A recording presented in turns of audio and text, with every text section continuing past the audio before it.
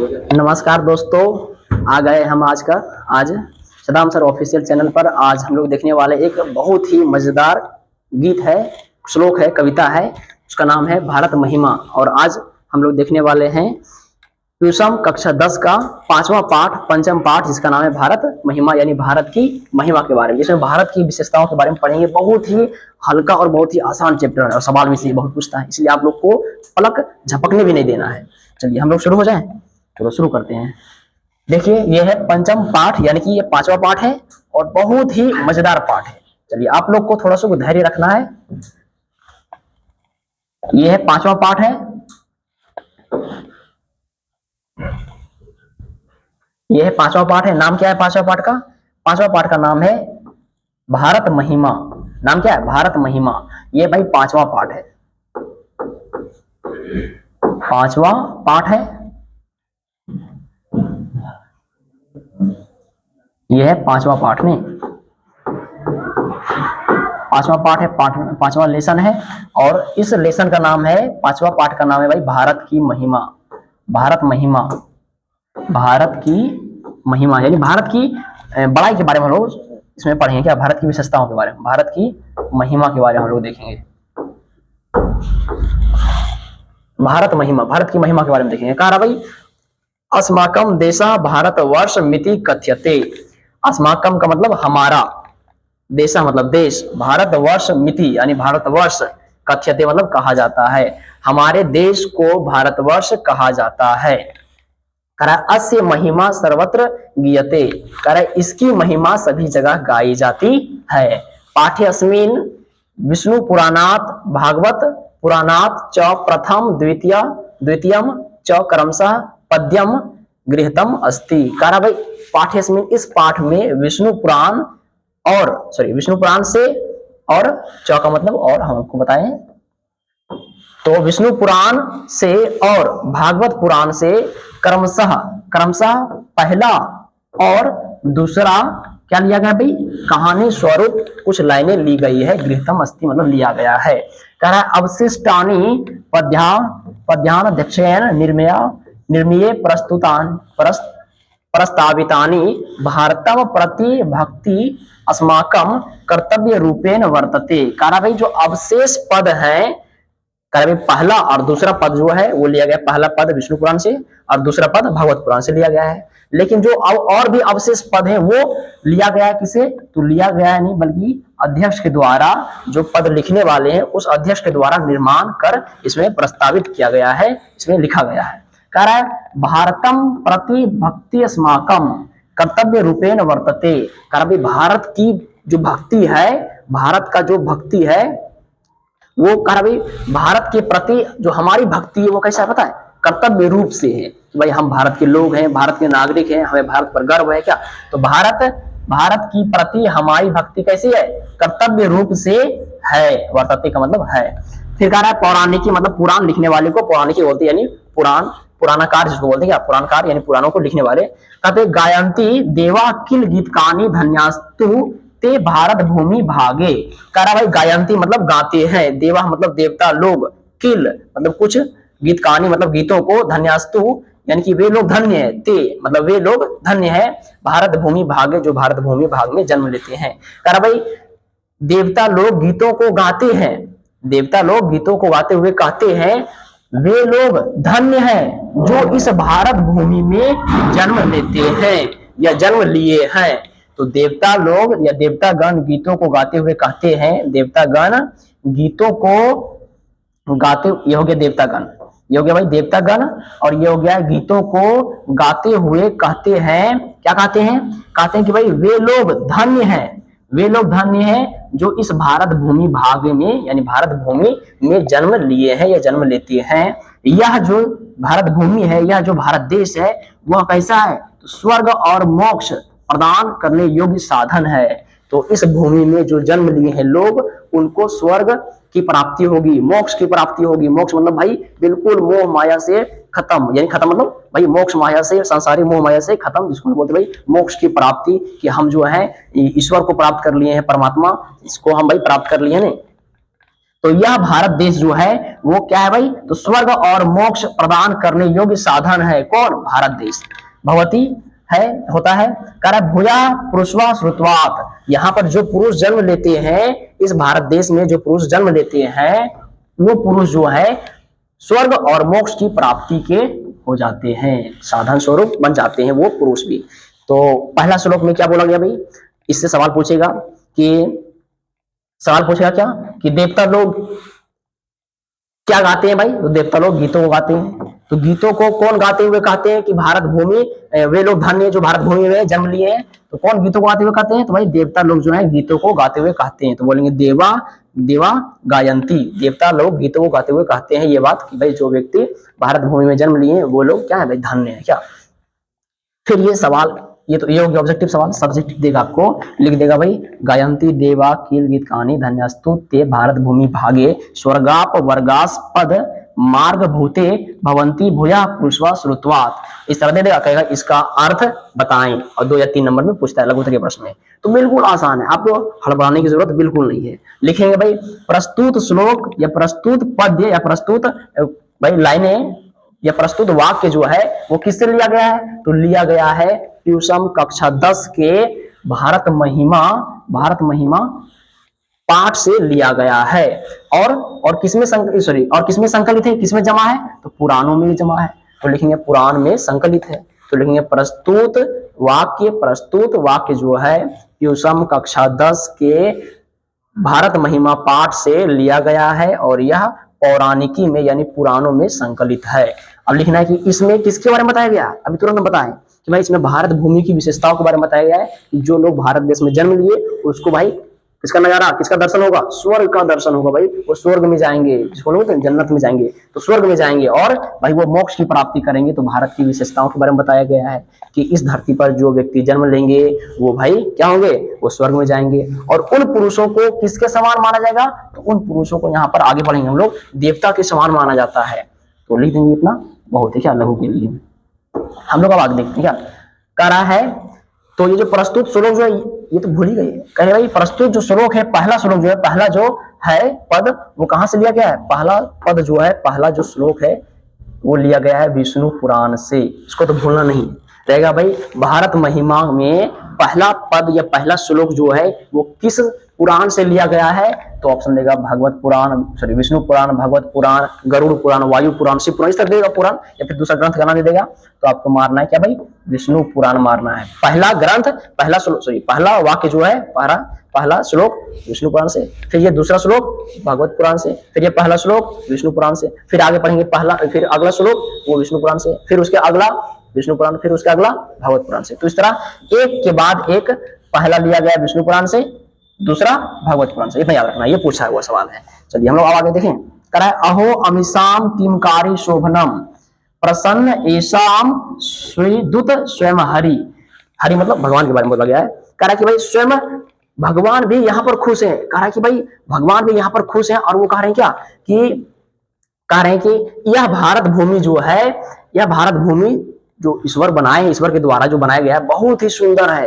तो कह रहा है ईश्वर के द्वारा बनाया गया यह भूमि कितना सुंदर है, कितना भाई शोभनीय है। यहाँ की इस धरती पर लोग जो जन्म लेते हैं वो श्री हरि के सेवा योग्य, किसके भाई, किसके सेवा योग्य, तो श्री हरि के सेवा योग्य के लायक बन जाते हैं।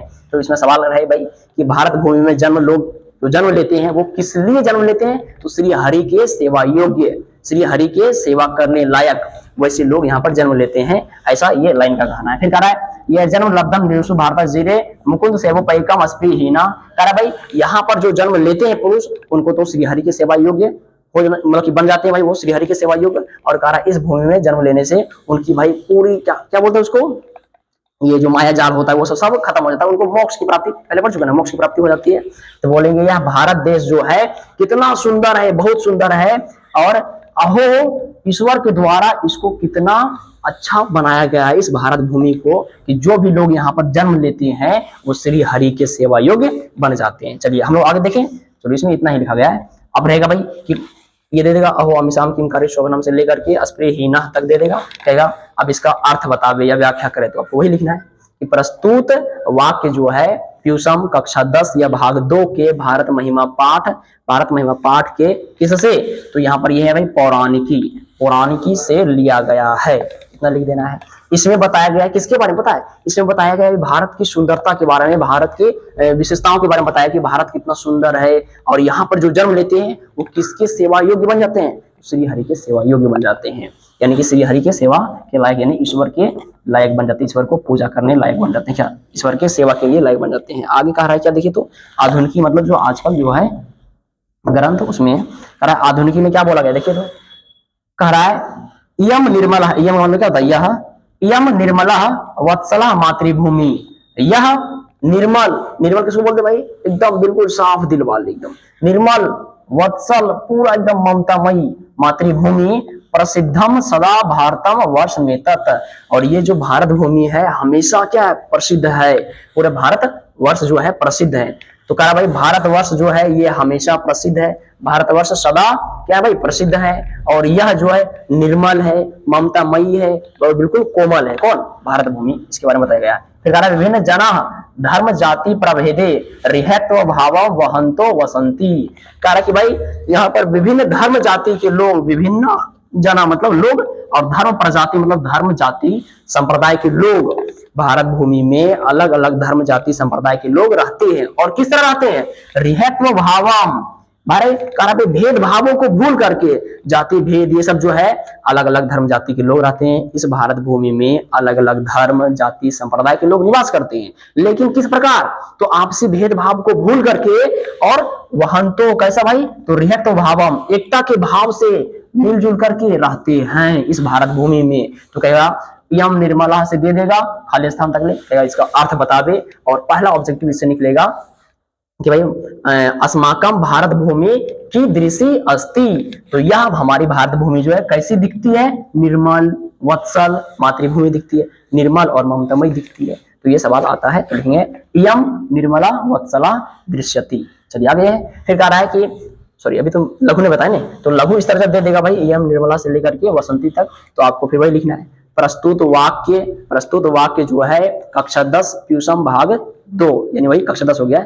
तो प्रस्तुत वाक्य जो है प्यूसम भाग 2 के कौन सा, तो भाई भारत महिमा पाठ के आधुनिकी पुस्तक से लिया गया है, या फिर लिखेंगे ये भारत महिमा पाठ से क्या है, उद्धृत है, तब भी सही है, यहाँ तक कोई दिक्कत नहीं है। इसमें किसके बारे में बताया गया है, इसमें भारत भूमि के बारे में बताया गया है कि ये सदा क्या है भाई, प्रसिद्ध है, हमेशा प्रसिद्ध है, और कैसी है, तो इस भारत भूमि के स्वरूप के बारे में बताया गया है, इसके आचरण के बारे में बताया गया कि ये बेचारी निर्मल है, भारत भूमि क्या निर्मल है। यहाँ पर अंग्रेज भी आया, पुर्तगाली भी आए, फ्रांसीसी भी आए, डच भी आए, बहुत लोग आए, लेकिन सबों को भारत भूमि ने क्या किया, इस भारत देश में भर भर करके उनकी झोलियां भर दी है, और फिर उनको विदा कर दिए, किनको, अंग्रेजों को और सभी लोगों को। तो ये क्या भाई निर्मल है, वत्सल है, ममतामयी है, तभी तो जितने भी लोग आते हैं उसको अपना बेटा के समान मारती है धरती माता, और सभी जो लोग हैं क्या करते हैं, धरती माता को क्या करते हैं भाई, खोखला करके ले भाग जाते हैं, यहाँ तक कि अंग्रेज, पुर्तगाल, डच सब ने। फिर कह रहा है और कैसे, तो यहाँ के लोग जो है वो सभी धर्म जाति, अलग अलग धर्म जाति संप्रदाय के लोग रहते हैं, लेकिन किस भाव से, तो आपसी भेदभाव को भूलकर और एकता के भाव से रहते हैं। यही तो है भारत की सुंदरता, यही क्या भाई, विविधता में एकता का स्वरूप है, और ये भारत की विशेषता है, भारत की लोकतंत्र की विशेषता यही है कि भाई अलग अलग धर्म जाति संप्रदाय के लोग रहते हैं, किस तरह मिलजुल करके। ईद आया है तो सभी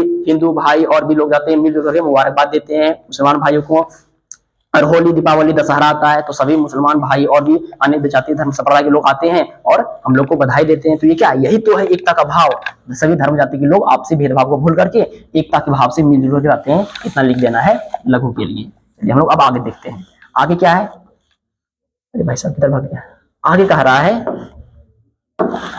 है विशालास दिया धरा, विशालास्म दिया धरा भारतीय सदा सविता सागरे रम्य रूपा वने पर्वतैर निर्झरेर भव्य भूति वरहंती भिरेसा शुभा चापका भी। कह विशालास्म दिया, ये भारत भूमि कैसी है, तो विशाल है, धरा मतलब भूमि, तो विशाल भूमि वाली भारतीय धरा यानी भारत हमेशा सेवित, सेवित मतलब हमेशा सजी हुई है। किससे सजी हुई है, ध्यान दीजिए, सागर से और वन से, पर्वतों से, झरनों से, और क्या भाई ये बहती हुई जो नदियां तालाब है इन सबों से रम्य रूपा मतलब शोभनीय है, सुंदर है, सजी हुई है।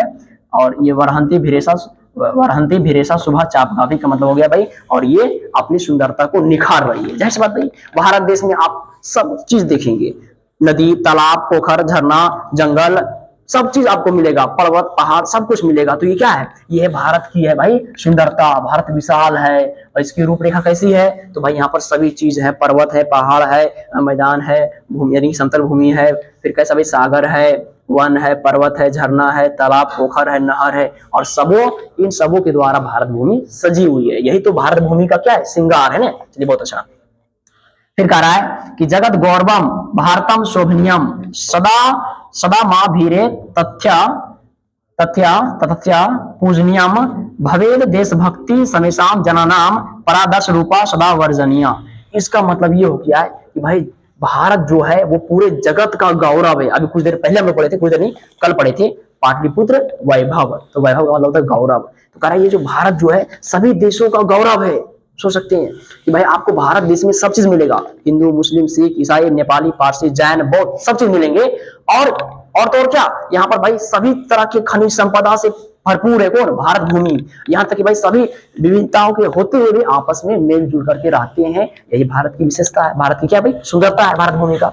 तो कह रहा है कि ये क्या है? ये भारत का गौरव है। इसी को बोलते हैं भाई अनोखा, इसी को बोलते हैं भारत की महिमा, है ना। भारत की महिमा यानी भारत महिमा, इसी को बोलते हैं। तो भारत जो है ये क्या है भाई? जगत का गौरव है और जगत के लिए क्या है? शोभनीय है। कह रहा भाई हमारी भारत भूमि जो है हम लोगों के लिए क्या हमेशा पूजनीय है। भारत भूमि हम लोग के लिए पूजनीय है। हम लोग कहते हैं भाई भारत माता की जय। तो भारत भूमि क्या हम लोग के लिए पूजनीय है। यहाँ तक कि भाई भारत की कहीं कहीं हम लोग जब फसल उसल लगाते हैं तो पहले हम लोग फसल काटने से पहले उस भूमि की पूजा करते हैं। तो ये क्या भाई हम लोग को पूजनीय है। तो हमारी जो भारत भूमि है वो क्या है? हमारे लिए पूजनीय है। भवेद पूजनीय होता है, देशभक्ति समेशाम जनानाम, और सभी लोगों में ये देशभक्ति भावना किस रूप में? परादर्श के रूप में, आदर्श और क्या भाई? आदर्श और श्रेष्ठ रूप से हमेशा क्या है? पूजनीय है, पूजनीय था और पूजनीय रहेगा। किसके प्रति? भारत के प्रति। किसकी भक्ति भाई? हमारी भक्ति कैसे रहेगी? आदर्श भाव से। और कैसा भाई? तो आदर्श भाव से रहेगा और कैसा? और हमेशा एकदम क्या बोलते हैं भाईचारा की तरह हमारी विचारधारा रहेगी और भक्ति हमारा हमेशा भारत के प्रति हमारी भक्ति रहेगी और हम हमेशा भारत की क्या करेंगे भाई? पूजा करते रहेंगे। यानी ऐसा ये लाइन कहा गया है क्या? तो भारत भूमि में तो अगर ये लाइन दे दिया है तो आपको लिखना है क्या भाई? प्रस्तुत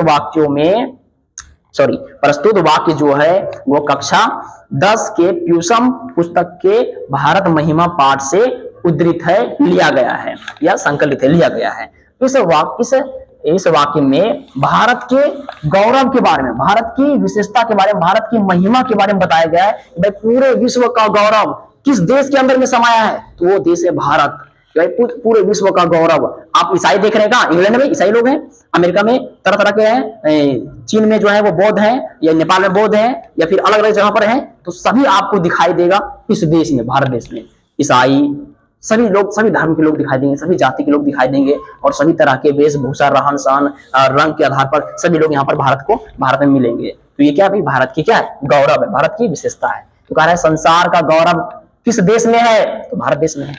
फिर हम लोगों को किसकी पूजा करनी चाहिए? तो हम लोगों को इस भारत भूमि की पूजा करनी चाहिए। तो हम लोगों को भारत भूमि की पूजा करनी चाहिए हमेशा। फिर भारत के प्रति हमारी भक्ति कैसी होनी चाहिए? तो आदर्श रूप में, श्रेष्ठ और आवर्जनीय का मतलब होता है भाई पूरा प्रादर्श रूप में, यानी किसी को ठेस नहीं पहुंचाना, आपस में मिलजुल रहना। तो ये प्रादर्श रूप है क्या? चलिए तो इतना तक आप लिख देंगे, इतना तक बहुत है क्या? चलिए तो हम आशा करते हैं कि भाई ये चैप्टर में आपको बहुत अच्छे से समझ में आया होगा। एक बार और आप लोग देख लीजिए बढ़िया से। और हम जो है अभी थोड़ा सा हिंदी बता रहे हैं और समझा रहे हैं, जो क्वेश्चन कुछ पूछ जाते हैं इसका सवाल जवाब करेंगे हम बाद में। तो आप लोग को धैर्य रखना है और इसको बढ़िया से देखते रहना है। देखने के लिए बहुत बहुत धन्यवाद।